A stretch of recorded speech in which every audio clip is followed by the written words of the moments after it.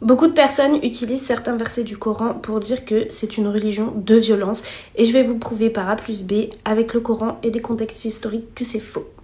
Dans le verset 190 et 191 de la sourate Al-Baqarah, Allah nous dit « Combattez dans le sentier d'Allah ceux qui vous combattent et ne transgressez pas. Certes, Allah n'aime pas les transgresseurs.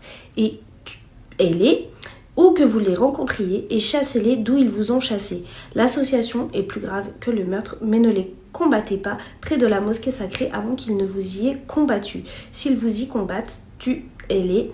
Donc, telle est la rétribution des mécréants. » Ce verset a été révélé une fois que les musulmans ont migré à Médine et ont été attaqués par d'autres tribus qui faisaient que des attaques répétées. Il s'agit donc là d'un verset défensif qui vise à protéger la communauté musulmane.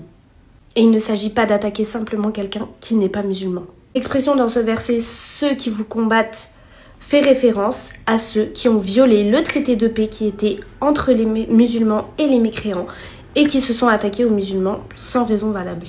D'ailleurs, si on a bien lu, le verset parle aussi de ne pas transgresser, ce qui veut dire ne pas commettre de violence injustifiée ou d'être dans l'excès. Et les savants insistent sur le fait que ces règles sont établies pour un contexte bien précis de défense, d'autodéfense, et non une vérité universelle sur le fait de faire du mal ou de tout non-musulman.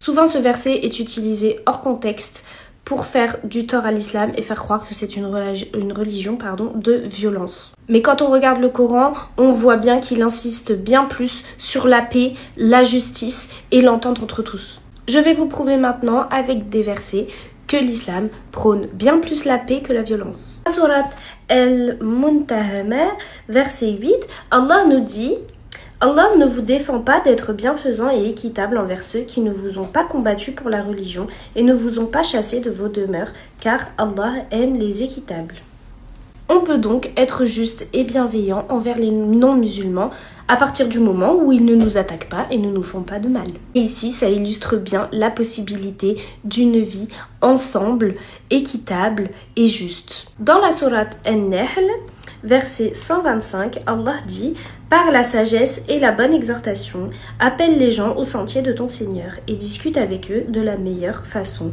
car c'est ton Seigneur qui connaît le mieux celui qui s'égare de son sentier et c'est lui qui connaît le mieux ceux qui sont bien guidés. » Donc oui, l'islam encourage le dialogue bienveillant et respectueux et non la violence. Et pareil pour les débats et les échanges avec des non-musulmans doivent se faire avec bienveillance et sagesse. Dans la sourate Al-Hujurat, verset 13, Allah dit « Ô homme, nous vous avons créé d'un mâle et d'une femelle et nous avons fait de vous des nations et des tribus pour que vous vous entreconnaissiez.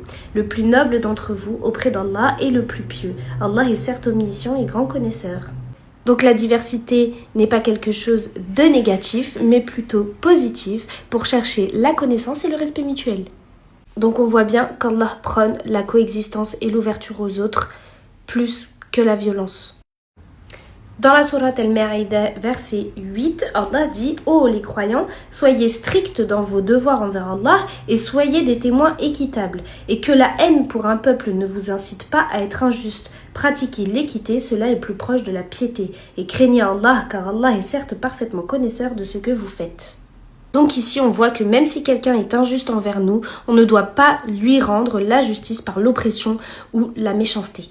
Et ça prouve bien que l'autodéfense n'est pas une excuse pour l'injustice. Donc le Coran contient également des versets qui nous poussent à être bienveillants, respectueux et à accepter les différences des autres. L'islam est à la fois défensif en cas de guerre ou d'oppression, mais également bienveillant et ouvert d'esprit dans la vie quotidienne.